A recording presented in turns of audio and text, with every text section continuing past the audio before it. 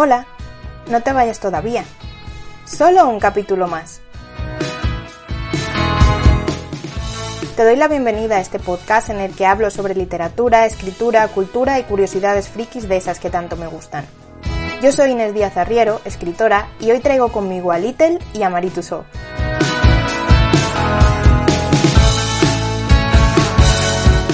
Tenía muchas ganas de grabar este podcast y la verdad es que me lo he pasado muy bien investigando para prepararlo. Hace unas semanas leí la novela Little de Edward Carey y publicada por Blackie Books, y no solo me encantó como lectura, sino que me despertó la curiosidad por saber más sobre la protagonista y sobre su entorno. Little es una biografía novelada y ficcionada de Anne-Marie Grossolf. A lo mejor por ese nombre no te suena, por ese nombre que he pronunciado tan mal, pero seguro que sí que te suena si digo Marie Tussaud o Madame Tussaud. La novela, que también tiene cierto aura de cuento oscuro, hace un recorrido apasionante y muy entretenido por la vida de esta mujer, desde su nacimiento hasta prácticamente el final de sus días. La propia protagonista, que es una narradora de lo más elocuente, explica las dificultades a las que tuvo que enfrentarse desde niña, cómo empezó a aprender a modelar cera bajo la tutela de un extravagante cirujano con el que más tarde fundaría el primer museo de cera, su papel en la Revolución Francesa, su estancia en la corte y su mudanza final a Londres. Y obviamente pues también presenta al resto de personajes con los que se fue encontrando a lo largo de la peripecia de su vida, que eran más peculiares cada uno que el anterior. Si no se me olvida, voy a dejar en la descripción del episodio el enlace de la reseña que hice de este libro en la web Paseando a mi escultura, por si os apetece leerla.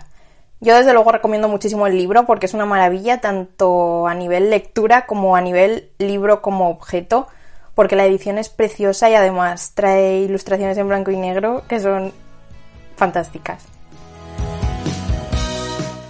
El caso es que, como digo, es una biografía novelada y ficcionada, pues el propio autor confiesa en una nota al final del libro que se permitió ciertas licencias para rellenar los huecos que la protagonista había dejado en sus memorias. De hecho, ahora que he estado investigando, hay muy poca información veraz sobre la vida de esta mujer, ya que la mayoría de los datos que se conocen provienen de una biografía que ella misma dictó a una amiga, y que parece ser que no era muy fiable, ya que, por lo visto, a Marie le gustaba mucho darse aires de grandeza y decorar la realidad, adornarla de alguna manera.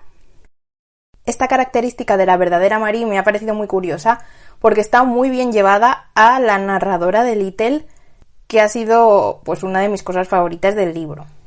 Así que a medida que fui leyendo el libro me entró mucha curiosidad por descubrir si alguno de esos aspectos concretos eran verdad o no. Me puse a investigar y esto fue lo que pasó.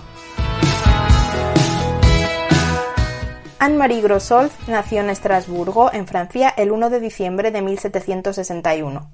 Su padre fue un oficial alemán que murió en la Guerra de los 7 años y que Marie no llegó a conocerlo. Esto es un poco distinto en la novela. Su madre se trasladó con ella a Berna, Suiza, para trabajar como ama de llaves para un cirujano. Este cirujano se llamaba Philippe Curtius y estaba especializado en esculpir modelos de partes del cuerpo humano para utilizarlos con fines docentes.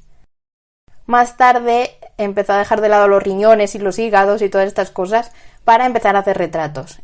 Y tomó a Marie como aprendiz y empezó a enseñarle el arte del modelaje en cera. En 1765, Curtius dejó definitivamente su carrera como médico y se trasladó a París para modelar la cera de un modo más artístico. Aparentemente Marie y su madre se reunieron con él 2 años más tarde, aunque no me ha quedado 100% claro si fue así o si fueron a la vez. Bueno, el caso es que este dilema en la novela queda resuelto un poco antes, de un modo que dejaría orgulloso al propio Tim Burton. Toda la novela tiene un aire que parece sacado del universo de Tim Burton, la verdad, y a mí es que eso me encanta. Uno de los primeros retratos en cera que hizo Curtius en París fue el de Marie-Jeanne du Barry. Otra vez, no sé pronunciar francés, ya debéis saberlo.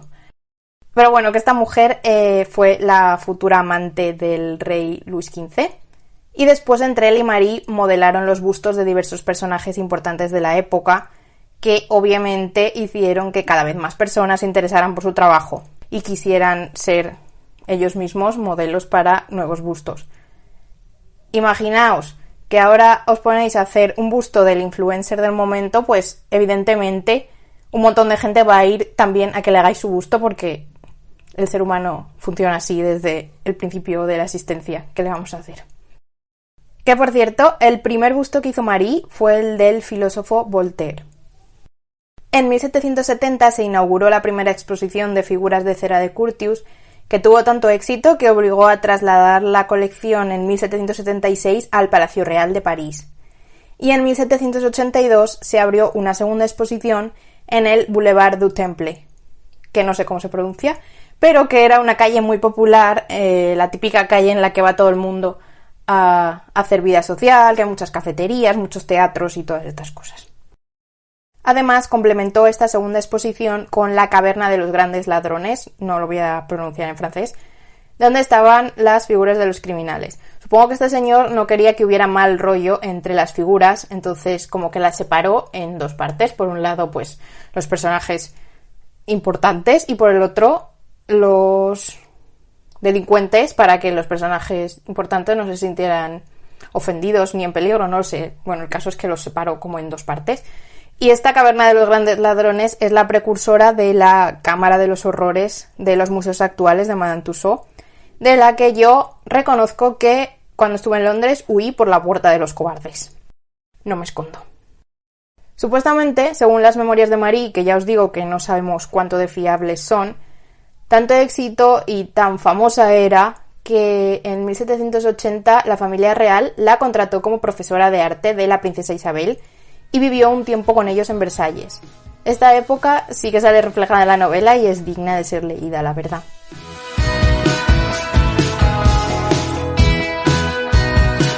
Cuando estalló la Revolución Francesa en 1789, las vidas tanto de Curtius como de Marie corrían peligro, pues parece ser que eran monárquicos declarados.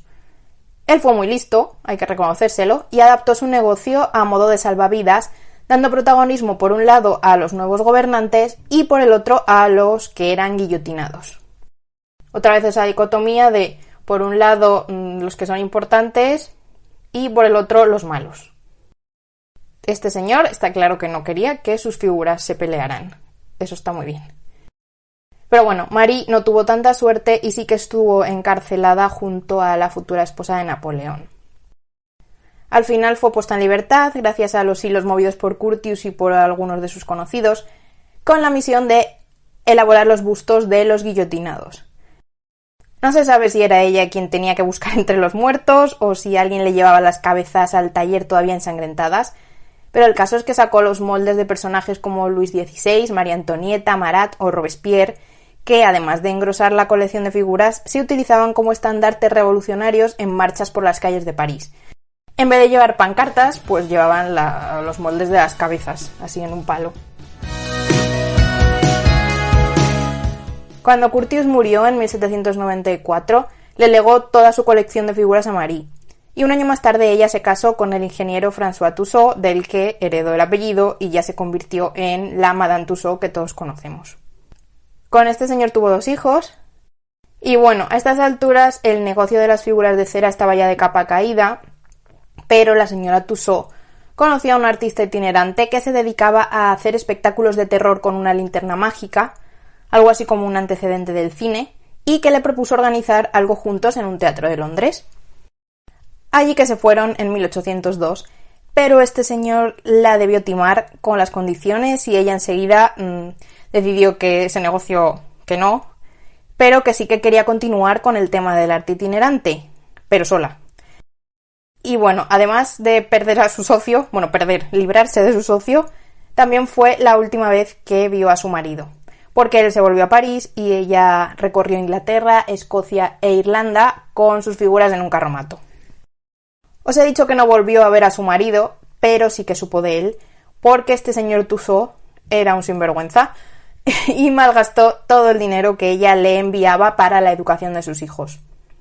Tras verse obligados a vender la colección original del Boulevard, obviamente ella se separó de él, porque tonta esta mujer no era, y en 1835 instaló de manera fija ya su colección en Baker Street, en Londres. Más tarde su nieto movería la sede al actuar en Marylebone, donde a pesar de los efectos de la guerra y de un incendio todavía se conservan algunas de las figuras originales. Toda esta última parte es bastante distinta de la novela. Y nada, Marie Tussaud murió en 1850 con 88 años. Tuvo una vida larga y bastante intensa. Hasta que no me he puesto a investigar creía que solamente había Museo Tussaud en Londres. Bueno, miento. Aparentemente también sabía que había uno en Praga, porque el año pasado, mientras planificaba el supuesto viaje que íbamos a hacer, lo mencioné, pero entre que lo descarté porque preferí dar prioridad a otras cosas y que el viaje se canceló, pues mi mente debió borrarlo. El caso es que hay 24 museos Tussaud por el mundo. En Europa tenemos 5 aparte de la sede central en Londres, 7 en Estados Unidos, 10 en Asia y 1 en Oceanía. Yo, como os digo, visité el de Londres una vez. La verdad es que es una visita bastante curiosa para hacer alguna vez en la vida, pero tampoco lo considero como la típica visita obligada cada vez que vas a Londres, porque lleva muchísimo tiempo, porque claro, no es solo ver las figuras, no es como ver un museo simplemente, sino que te paras a hacer el bobo, a hacer fotos, entonces tardas la vida entera en salir de ahí. Entonces eso, para una vez merece la pena, porque está bastante curioso, pero tampoco es una cosa que me llame la atención como para volver una y otra vez. Y nada, esto ha sido todo por el podcast de hoy. Espero que te haya gustado tanto como a mí prepararlo. Y si te ha interesado el tema, te recomiendo de nuevo la novela Little de Edward Carey, publicada por Blackie Books.